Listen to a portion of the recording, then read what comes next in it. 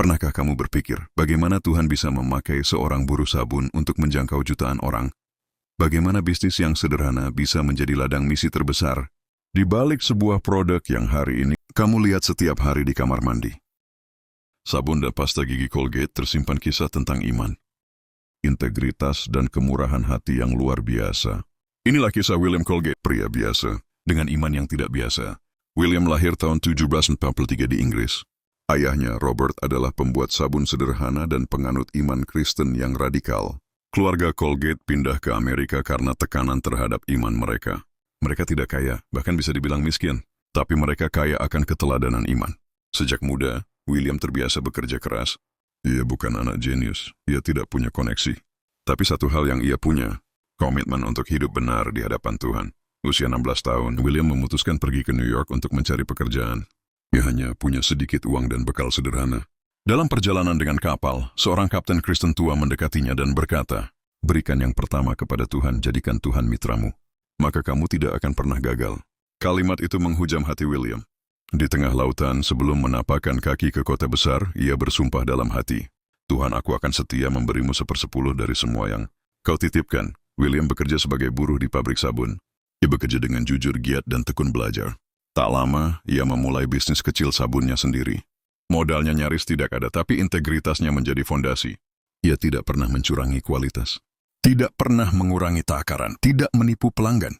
Dan dari penghasilan pertamanya yang kecil itu, ia langsung memberi persepuluhan, 10%, lalu naik jadi 20%, lalu 30%, hingga akhirnya ia memberikan setengah dari semua keuntungannya untuk pekerjaan Tuhan.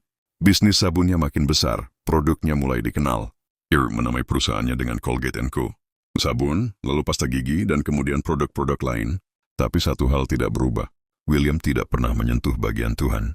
Dari penghasilannya yang makin besar, ia mendanai pencetakan Alkitab, mendukung misi penginjilan, memberi beasiswa ke sekolah-sekolah Alkitab, dan membantu banyak gereja.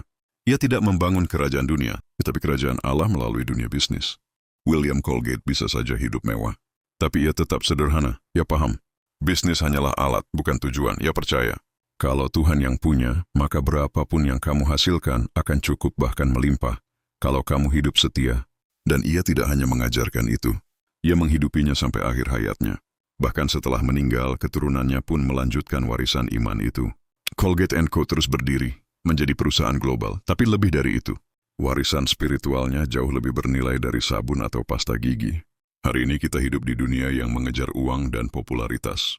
Tapi kisah William Colgate mengingatkan kita bahwa Tuhan bisa memakai siapapun, bahkan buruh sabun, asal hatinya murni. Setia dalam hal kecil bisa membuka pintu berkat besar.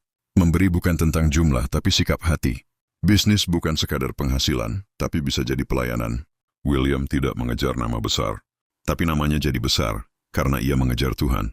Apa yang bisa kamu persembahkan kepada Tuhan hari ini? Bagikan video ini kalau kamu percaya bahwa bisnis dan iman bisa berjalan bersama.